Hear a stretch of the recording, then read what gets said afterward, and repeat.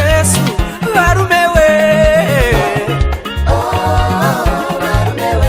ndakakadzwa mambo wedenga varumewe chandinotaura chandinoreva inini andidi urombo andidi kutambura andidi uwere andidi kutambura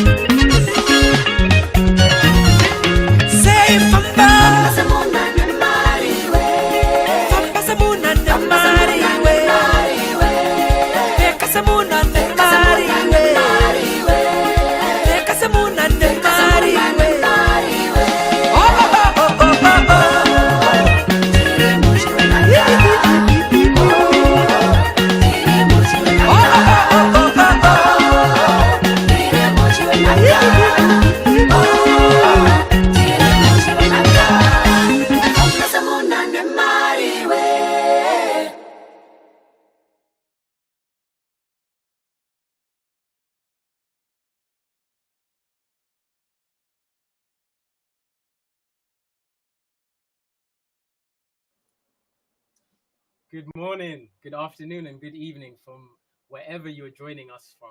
My name is Keith, and I'm here with Blessing. And today, thank you so much. We have a great CEO, a great person that is just gonna encourage us as business owners, as the future millionaires and billionaires of our time. He's just gonna inspire us with great business tips. This man goes by the name Hardy Pemhiwa. Before we just dive in, guys, I just want to just share with you a quick biography of this man's career and his come up. And basically, just in case you don't know, I'm just going to fill you in. I have with me some information for you. So Hardy Pemhiwa is the current Group Chief Executive and Managing Director at Econet Global, seasoned board-level practitioner with extensive senior management experience across Eastern and Southern Africa in financial services, development banking, telecommunications, media, and infrastructure. He has over 12 years' experience as a managing director and co-founder of a regulated financial services firm in Kenya offering investment management and investment banking services across Eastern and Southern Africa. Lovely, lovely, lovely. Uh, Pemhiwa also holds a bachelor degree from Queen's Mary College and an MBA certification in finance from the Edinburgh Business School. He is fluent in English and speaks French, Shona, and Swahili. Today we're only going to be talking English, so so don't worry, guys. Yeah, we're just going to go into a quick advert, and we will be right back with Mr. Pemhiwa. Thank you so much. You know, everybody is talking about the $1 trillion opportunity. It's an opportunity. And opportunities require something for them to be realized. They require talent, they require time, they require technology, but above everything else, this opportunity is going to require great commitment from the young people of Africa. The vision for the Econet Group is an inclusive, connected future that leaves no African behind. You know, Africa has this enviable and also unenviable position of being the continent that has got the most arable land, that has got a young population, that is extremely unproductive. You know, what we generate out of an acre of land, other parts of the world are generating out of a tenth of the size of that land. For a long time, you know, I think that agriculture hasn't just been made to be attractive to young people. It's something that we were brought up to leave behind, something that the educated do not do. And yet there's a lot of money now that is chasing agricultural opportunities across the continent. It will be an indictment in history for this generation that is here now to not take hold of these opportunities. So at Econet, we're very excited. We're very, very encouraged by Yara's commitment to helping us develop our continent with them. And I think that it behoves us, the Africans, to be able to extend a hand and say to Yara, we're here, we're ready, we would like to develop this continent for ourselves. You know, if it's not us, then who? And if it's not now, then when? We have an incredible opportunity to make this Africa's century. So I think let's take up the technology that we have. Let's grab this opportunity that has been presented to us as young people, and let's go forward. Let's develop this continent through agri-entrepreneurs. Thank you. Hey, hello, Mr. Pemhiwa. Hello. How are you doing? Very well, very well. How are you guys? We're great. Good. We're awesome. Good. I'm loving the swag there. The watch you got there looks good, man. Yeah, I'm just gonna dive straight into it. Give us some a bit of a word on Queen's Mary University. How was your time there at your undergraduate? And yeah, just basically, how was your undergraduate? Because we've got a lot of university students right now that are a bit uneasy when it comes to uni, like the pressures and the temptations. So how did you deal with all of that growing up as a young man? Uni was great. I think it probably is the best time of your life. It was the best time of my life. You have not a single thing to worry about. You know, it was the first time when nobody needed to tell me to go to school. I had to just do it by myself. Nobody asked me if I didn't show up. You know, of course, they do come after you at the end of the semester with a fail or a pass. But look, you know, university is all about being given the power to read. It doesn't really qualify you for anything in particular. It gives you the power to think in a particular way, the ability to look for information, to process it logically, and to get to an answer. And that's why when you graduate from university, 3 or 4 years later, they treat you almost as if you entered university as an illiterate. They tell you, by the power vested in me, I give you the power to read. And this is, sometimes, 17, 18 years later since you started school. Yeah. The power to read, like, it's not really the power to get a job or the power to make like finances. Like, when you say the power to read, I was just like, damn, doesn't seem like much of a power, but I understand where you're coming from. That uni just gives you that push to just be your own person, really. Yeah. What was your sort of like mentality? As in, like, did you work hard and play hard, or was it for you just work hard? Look, you can't be at a university in London and you just work hard. I don't think that you can work that way. Because there's just so much that goes on in London. If I had to do it all over again, I probably wouldn't go to a uni in London. It's a very toxic mixture, London. You have to be absolutely disciplined, and you need to know why you are there. I had a lot of friends that fell by the wayside. So you have to remain focused. I mean, if there ever is a time to be focused, is when you're at university. You really have to be self-motivated. You need to keep your goals center in front, because there's a lot of there is a lot of distractions. You're going to meet a lot of people that are going nowhere and that they would love to take you with them. To the land of nowhere. Exactly. Oh gosh. So for those of us that are watching, Mr. Pemhiwa, after receiving his undergraduate, he worked at PTA Bank in Burundi, that is in East Africa, as an IT officer.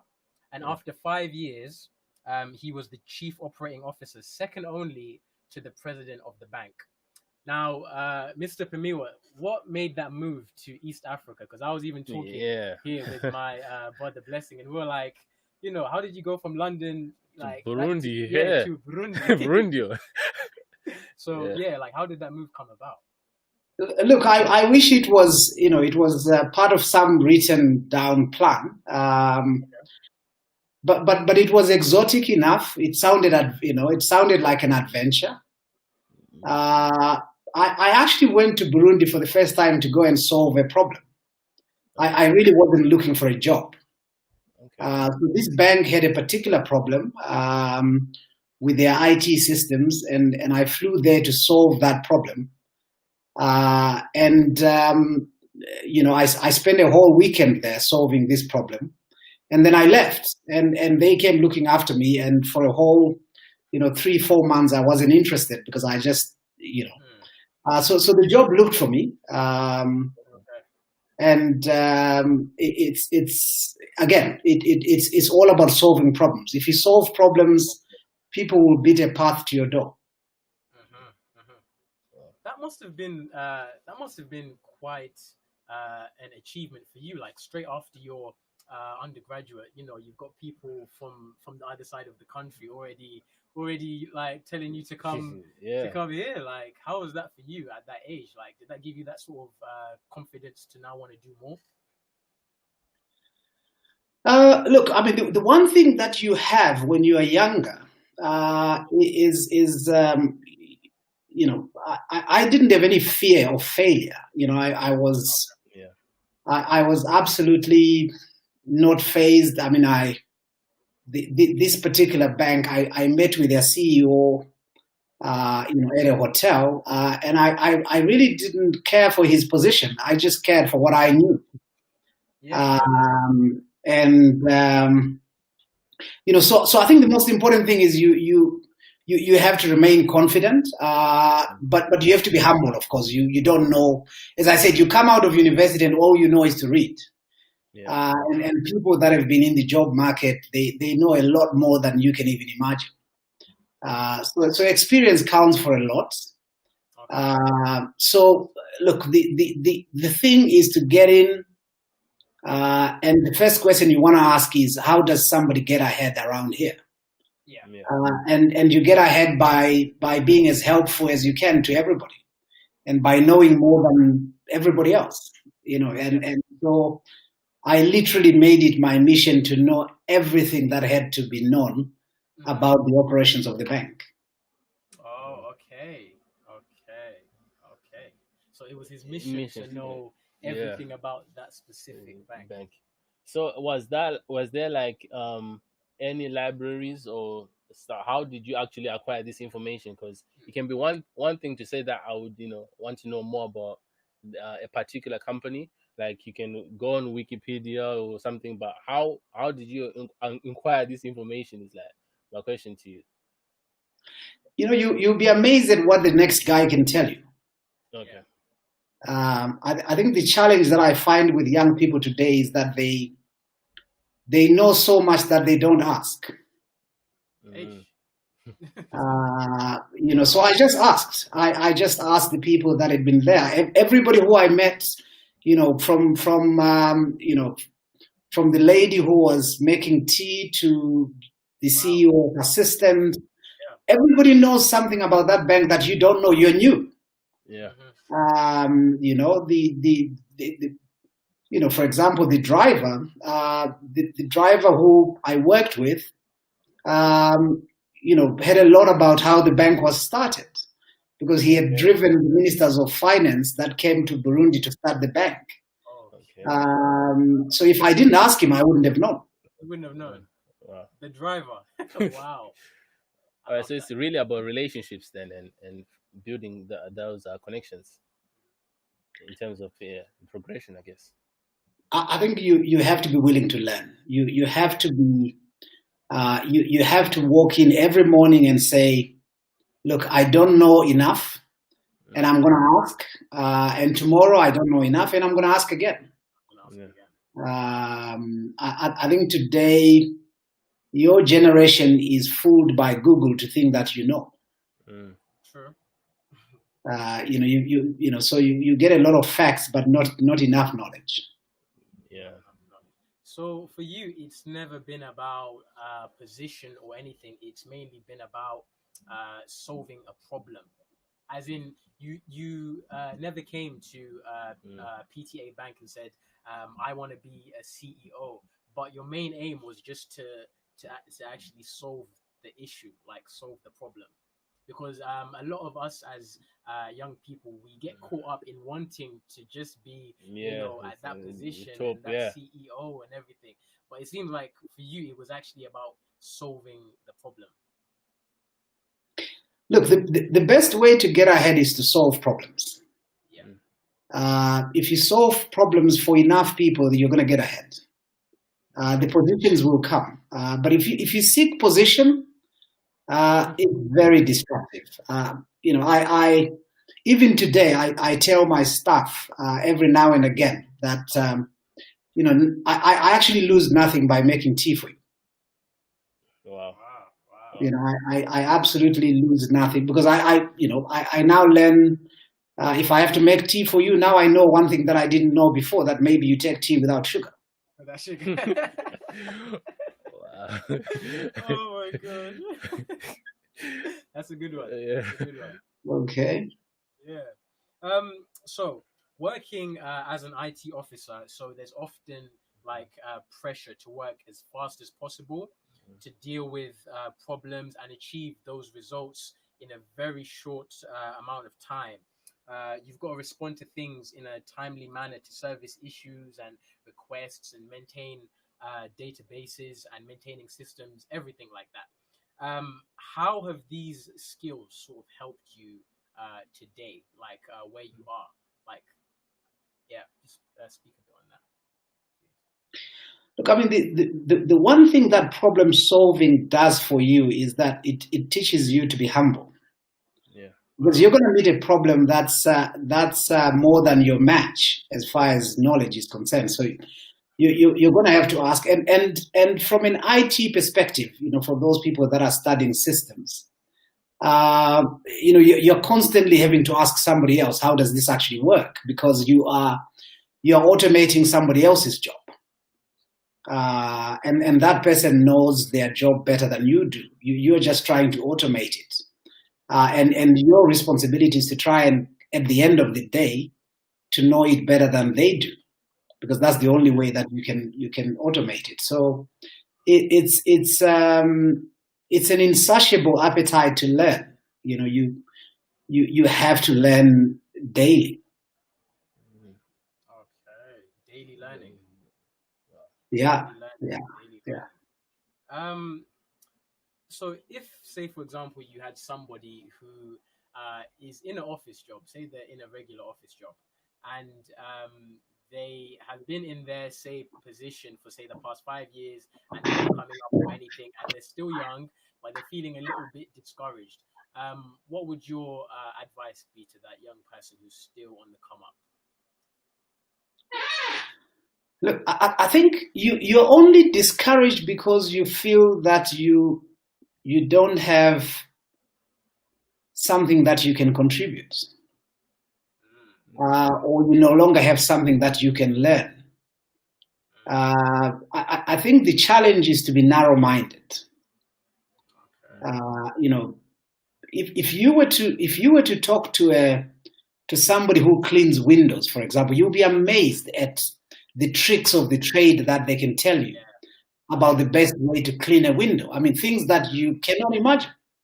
Mm-hmm. So really, I think every day that you show up at a place of work, you have to show up every day as, almost as a grade 1 student. If you remember the excitement when you learned the alphabet. The challenge is that as we grow older, we lose the excitement of learning. And therefore we become discouraged. Learning, yeah. My brother here, Blessing, always says that the greatest gift that God has given him is his ability to just learn things up. So we definitely understand you there. Yeah. I wanted us to touch a little bit on your first business, Technology Holdings Africa, and what did you learn from that very first business that you actually started, and what was it about, basically? Well, what I learned is what Mike Tyson said. Everybody has a plan until Mike Tyson punches you in the mouth. So every business person who is worth their salt has a business plan until the business plan meets the client. So there is no business plan that survives contact with the market. You have to be willing to listen to the market, not to your business plan. Because the market is the market. The market will vote with its money. And so that's one thing that I learned very quickly, that you have to be willing to listen to your customers. Because if you don't, they have a very loud way of telling you to listen. They will just take their business elsewhere. Listen to the market. Wow, tweet that. We should tweet that. Listen to the market. Hashtag listen to the market. I have a question there. The market has a very loud voice if you're willing to listen. I was going to ask, when you went into entrepreneurship to start your own business, was it because you were frustrated in employment, or were you always into entrepreneurship of starting something of your own on your first business? No, not at all. Not at all. I mean, I left the corporate, I left PTA Bank when I was the chief operating officer and director of project finance. So it wasn't out of frustration. I could have gone on and become the CEO of the bank if I had stayed on. I was only 34 at the time. So really it's every job that you take, it needs to be like getting onto a train. Nobody gets onto a train without knowing when they're going to get off.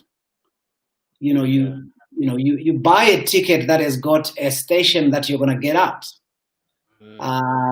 So when you get onto the train, decide beforehand that there is a particular station that I'm going to get out. Yeah. And when you get to that station, you need a very good reason to stay on the train. You may, for you young people, you might meet somebody more interesting and you decide to take, to stay on the train. Yeah. But otherwise get out and so that's what I did.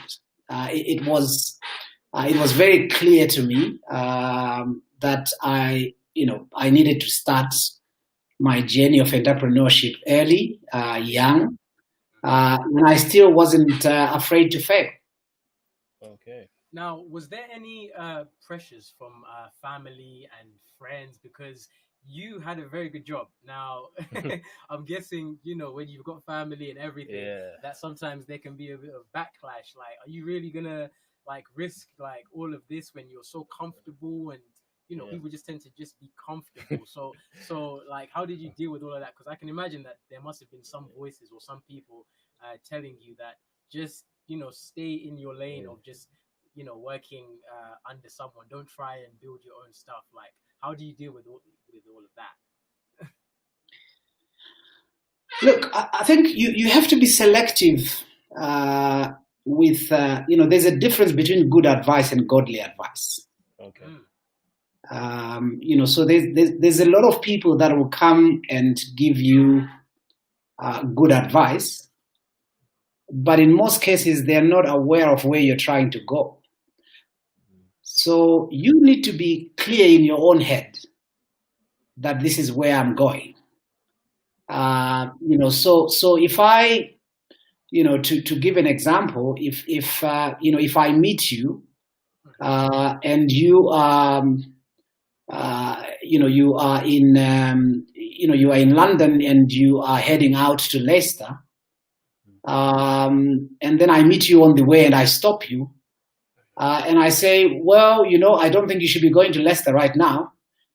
You should be going to Manchester instead, or you should go back to London. Unless you didn't know why you wanted to go to Leicester in the first place, and you're not able to articulate it to me. So I find that a lot of the people that get discouraged, by family and friends, is they're not clear in their own head. As to where they want to go. Is the goal clear enough to you? Are the reasons clear enough? Do you have a good motive? Why are you doing it? Is this so that you can call yourself managing director, as some of you are now, so good at calling yourselves? What's the motivation? What's the motivation? So be clear on what you want and know who you are. Just know who you are and know what you want. Thank you for that. So after your first business, you actually started a jobs portal called Jobs for Africa.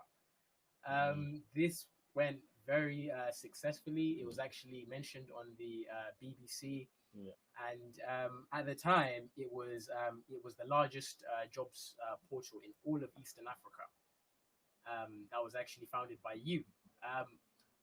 A question that I actually have is, how did you go from starting your first business and your focus was mainly into IT, but now into giving people jobs like that, the job seeking sort of industry? So look, for just correction. So both of these businesses were co-founded by my wife and I. So we've always worked together. Okay. It's in Africa they say, if you want to go quickly, go alone. If you want to go far, go with somebody else. Yeah. Oh, wow. So Jobs for Africa was inspired by I took a trip to Singapore. And I met with some young Singaporean entrepreneurs. Okay. And I just couldn't believe that these guys were my age. I mean, they were talking so big that on that whole flight, I just came back feeling so small, and I couldn't believe how small my ideas had been. Yeah. And so, small, tiny island, Singapore, which you can drive around Singapore within an hour from one end to the other. and yet these people were talking about setting up global businesses. Wow. And here I was thinking about an IT company that would service clients in Nairobi. So I had to come back and do something transformative, and hence and again, this was about solving a problem, and the problem was, you had companies looking for people who they couldn't find, and you had people that were looking for jobs and just couldn't find companies. So it was I think it was the first online job marketplace in Africa then, perhaps too far ahead of its time. But again, learning exercise. Wow. Now, at this time, you was doing so much into business and entrepreneurship, but still you decided to go back to uni and get your qualification in finance. So a lot of us, once we're done with uni as young people, I'm kind of worn out, I'm kind of exhausted, I'm kind of tired. What made you just decide to go back and read them books again for another 2 years? Like, what inspired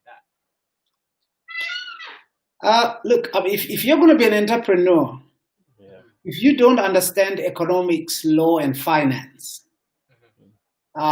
you are really limited.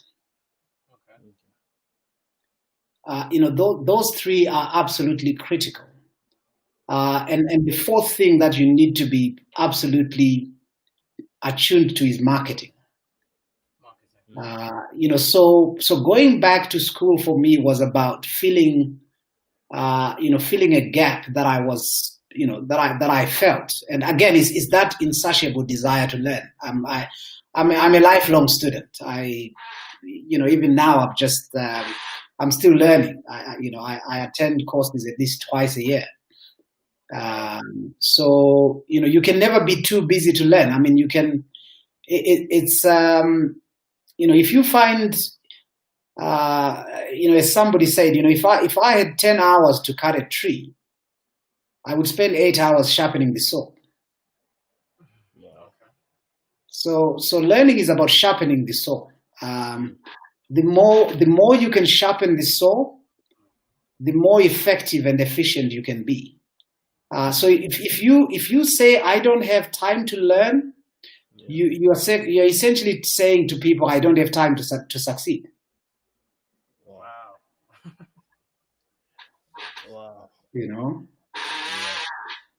What kind of encouragement would you say to, let's say, somebody in Africa, or somebody in Africa, because it's less resourceful in education? I think there's not many resources in education in Africa. What would you say to them that they want to learn, but there's maybe not enough resources around them to be able to learn? What kind of encouragement do you give someone like that? Look, you can either have your results or you can have your excuses. Okay. You can't have both. Particularly your generation. I mean, we are living at a time where you are literally one click away from any piece of information that you want.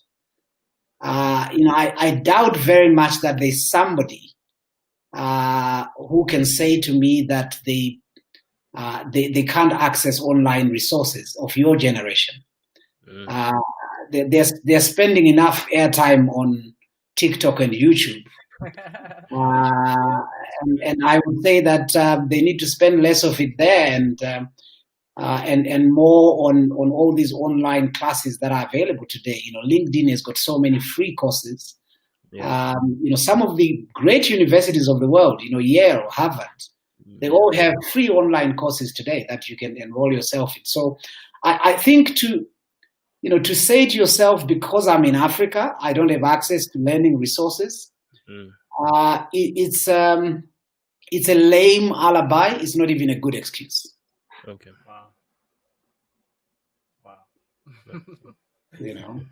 Wow. LinkedIn, definitely. LinkedIn helps so much. I can definitely support you on that one. LinkedIn, I found 2 jobs in the past where I just found them off of LinkedIn. At first, I thought to myself, wait, I don't really know this person. I'm just going to go and meet him and he may give me a job. I was a bit, scared, but yeah, it definitely worked out. So LinkedIn, I definitely support that.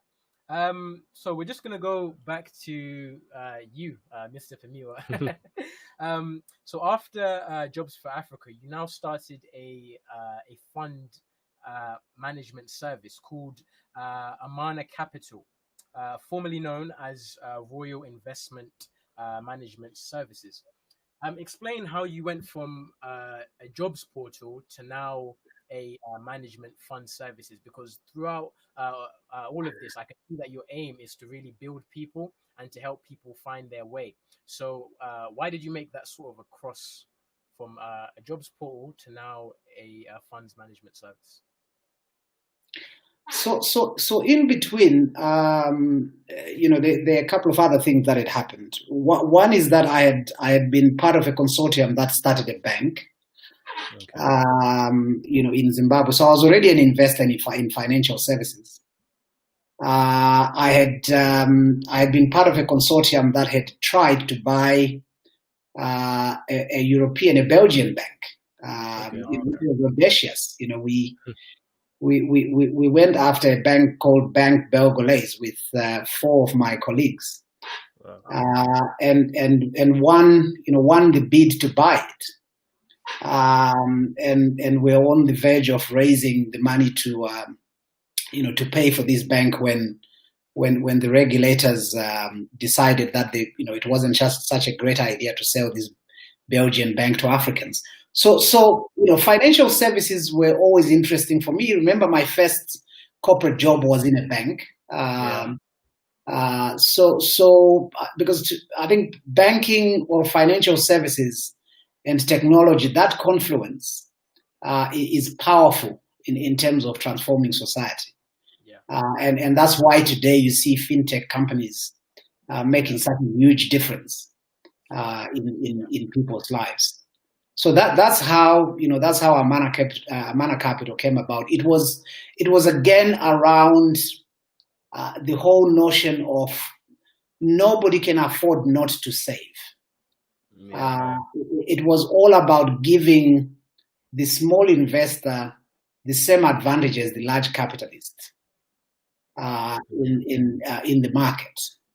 A concept that had been popularized in Europe since the 1800s, which is this whole pooling of resources and unit trusts and mutual funds. So that's how that came about. Okay. Wow. Just because of our time, I know you're very busy. I have to quickly just move on to a few questions that some of our people have. But there's so much that I still want to ask you, but I'm very conscious. So lastly, what actually inspired you now to work at Econet? And how did that job actually come about? Because I'm guessing it wasn't quite like PTA Bank where you were kind of working your way up. I'm sure by now people already knew what you do and who you are. But so how did this one actually come about at Econet? Look, I was always around the Econet group as a board member. And an advisor to the group, but Econet really is about this was about subordinating my own vision to a much bigger Pan-African vision. A vision of an inclusive, connected future that leaves no African behind. If you look at what we are doing at Econet today. From mobile telephony to now running Africa's largest fiber broadband company, which is, for the first time, we have a fiber cable that connects Cape Town to Cairo. 73,000 kilometers of fiber. That's big. We have a fintech business that's literally running countries. Across the region, we have a power business that is powering the continent. We've got a cloud services business where we actually say Africa's cloud is Econet. So it's a vision that recognizes that for Africa to change, we will need transformative businesses that can move society forward. It is not politics that's going to change Africa; it's business. It's you entrepreneurs that will change Africa. Yeah. The only way that you can stop tyranny in Africa is to have successful businesses. Because without successful businesses, tyranny fills the void. And it's so important. That's why I'm very excited about you young people thinking about entrepreneurship and find a big problem to solve. There's Africa is 1.3 billion people today. Median age in Africa is 19 years. It's a young continent. Think about the challenges of housing across Africa. Think about the challenges of schooling. Think about the challenges of medical healthcare. Think about the challenges of transportation. Think about even just the challenges of moving urban waste. Yeah. There is, as a young African, I would say that there is no better time to be alive in Africa than today. Wow. So have you all heard that, guys? Find a big problem and solve it. And solve it. Thank you so much, Mr. Pemhiwa. We're going to go quickly now to just a Q&A. You've got some young people from different parts of the world that just have a few quick questions for you. Before we dive into that, we're just going to quickly go to some adverts just for 2 minutes. We'll be right back. Okay. Everybody's talking about the $1 trillion opportunity. It's an opportunity. And opportunities require something for them to be realized. They require talent, they require time, they require technology, but above everything else, this opportunity is going to require great commitment from the young people of Africa. The vision for the Econet Group is an inclusive, connected future that leaves no African behind. All right. Thank you, Mr. Pemhiwa. I just have 2 questions because I know you are very busy. You have a meeting to attend. I have a question from Tinashe Chipo from Zimbabwe, who says, the coffee business I work for has been using Via Africa for its courier services for some time, and I'm inspired by your leadership. I have to do an elevator pitch for a business proposal. I've never done this. What's your advice? I can repeat that one if you didn't get it. Yeah. The coffee business I work for has been using Via Africa for its courier services for some time, and I'm inspired by your leadership. I have to do an elevator pitch for a business proposal. I've never done this. What's your advice? From Tinashe Chipo. Look, I mean, they call it an elevator pitch because you are meant to get into an elevator, speak to the person that you meet on the elevator before they get out, and you don't know what floor they're getting out. Okay. They might be getting out on the very next floor. So, a couple of quick things. Always start with what problem you're solving, and for whom are you solving it for. Okay. Those 2 are critical. This is the problem I'm trying to solve. This is the person I'm trying to solve it for. And then if you still have time, this is why I'm the right person to solve the problem. Yeah. All right. No need to complicate it. Just literally. Keep it simple. This is our last question because our time is running out.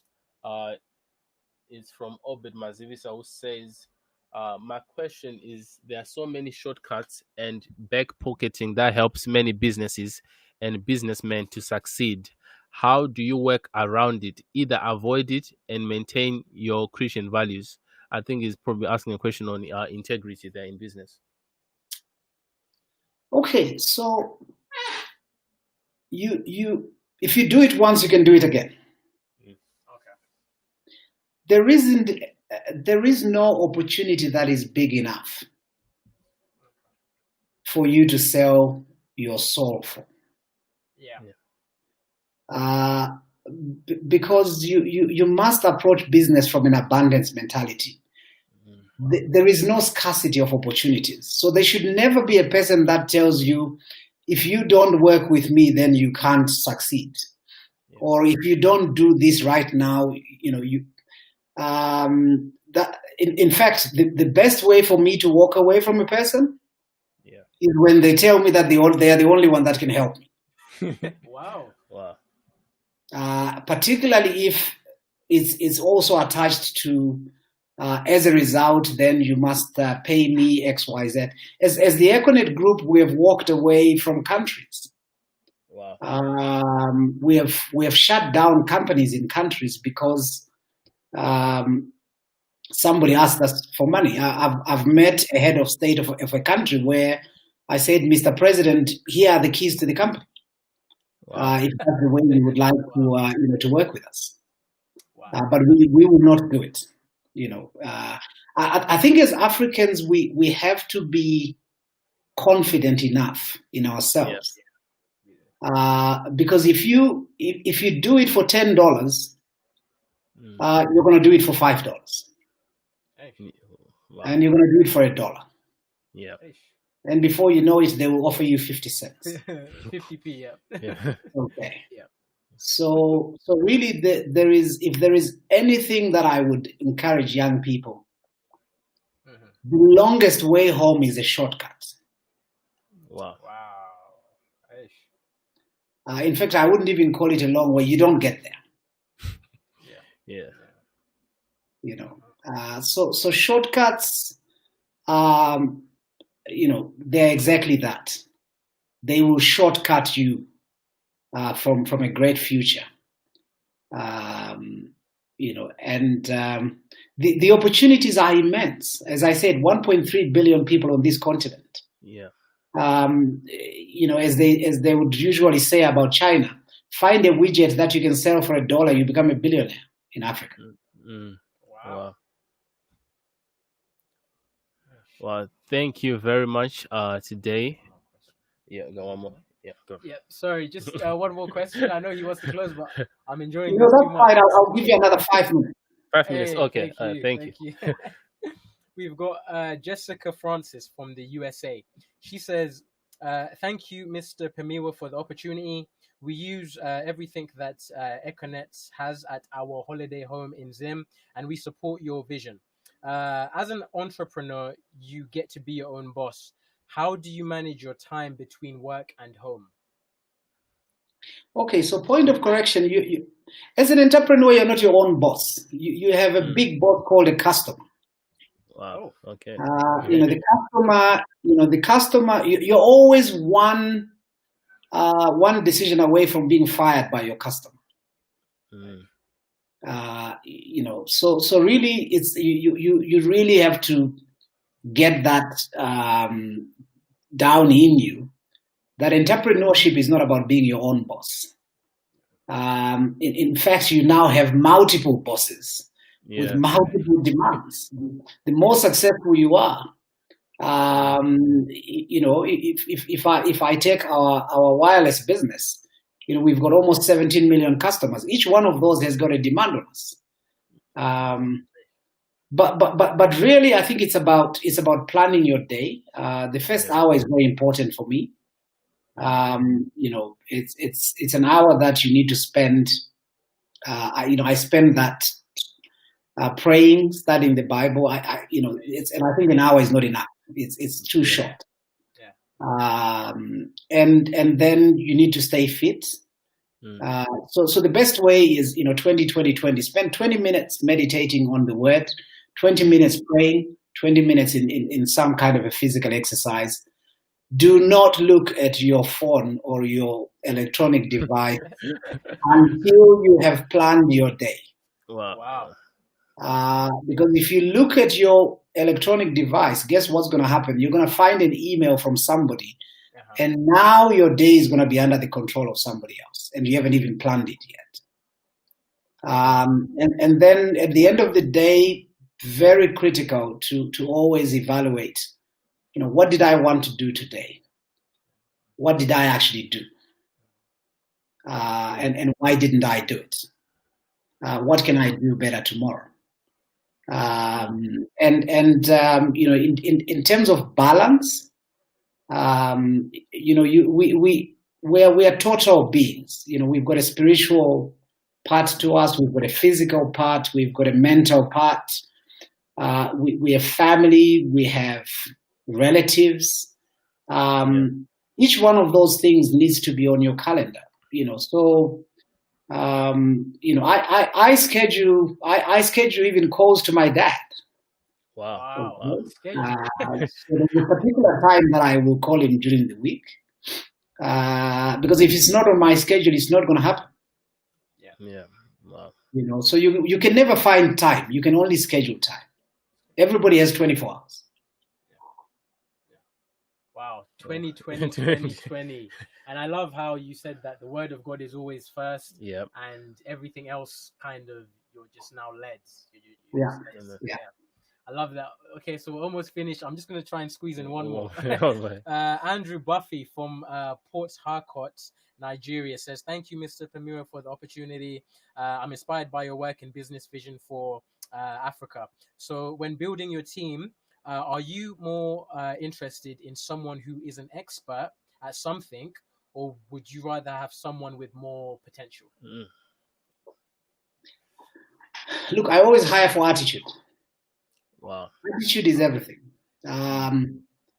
It's find me a woman or a man with a great attitude, and they can learn whatever the job is. Because you can't teach attitude. Yeah. I can teach you how to do a job, but I can't teach you how to have a good attitude. Yeah. So really, any of you who are interviewing for jobs, attitude is everything. If you have, and your attitude has to be, as young people, I always ask them, so why did you apply for this job? Oh, because, I would like to learn. Nobody hires you so that you can learn. We don't hire people so that you can learn. We hire people so that you can provide solutions. Yeah. So please never answer that question by saying, because I thought I could learn a lot from this company. Wow. Companies hire people for you to solve problems and to contribute. Yeah. Then you can learn in the process. Yeah. Okay. Well, thank you very much. Attitude determines your altitude. I remember that one. Thank you very much, Mr. Pemhiwa, for giving us your time today as young people to just learn. It's a very rare opportunity, and I know you have to go somewhere right now. So you want to say something? Yeah, I just want to say thank you so much, everybody. Just like, subscribe, share, and just inspire young people today. We thank you so much, and we don't take this lightly. Hopefully, you'll be back with us sometime soon. Yeah. But thank you very much. Guys, thank you very much for organizing this. One last word for your young people out there and your listeners and viewers. Please remember this: mediocrity does not sell. Yeah. If you're going to be an entrepreneur, go for excellence. Yeah. Whatever you find to do, as the word says, do it as unto the Lord. Do it as unto the Lord. Great, guys. Thank you very much. Thank you so much.